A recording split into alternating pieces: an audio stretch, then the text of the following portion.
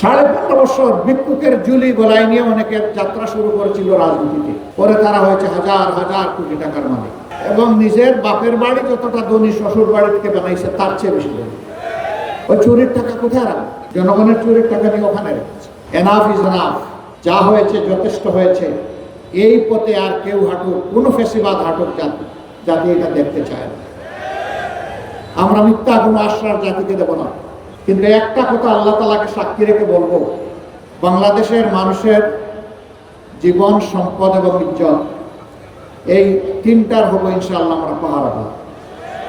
এদেশের মালিক হব না, জনগণের সেবক হব।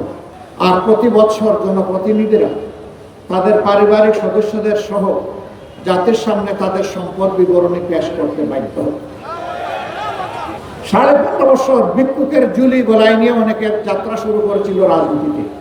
পরে তারা হয়েছে হাজার হাজার কোটি টাকার মালিক এবং নিজের বাপের বাড়ি যতটা ধনী শ্বশুর বাড়ি থেকে বানাইছে তার চেয়ে বেশি ধনী।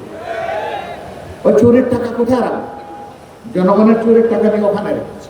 আমরা ওই নতুন শ্বশুর বাড়ি আর তৈরি করবো না ইনশাআল্লাহ।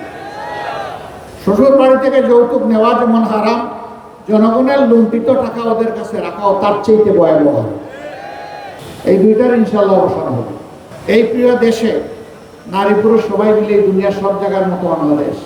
আমাদের দেশে আমাদের মা বোনদের ইজ্জতের কোনো নিরাপত্তা নেই, ঘরেও নাই, রাস্তায়ও নাই, কর্মস্থলেও নাই। ইনশাআল্লাহ অগ্রাধিকারের ভিত্তিতে এইটাই আগে নিশ্চিত করা হবে। যে জাতি তাদের মাদেরকে সম্মান করতে জানে সেই জাতিকে আল্লাহ তাআলা সম্মান বাড়িয়ে দেন।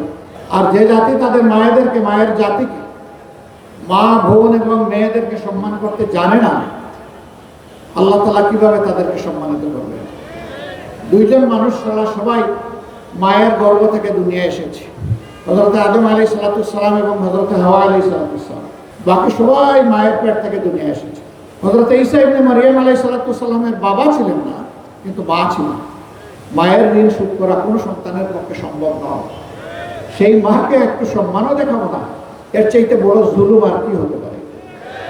ইনশাআল্লাহ আমরা তাদের সম্মানটুকু এবং নিরাপত্তাটুকু ইনশাআল্লাহ আমরা নিশ্চিত করব।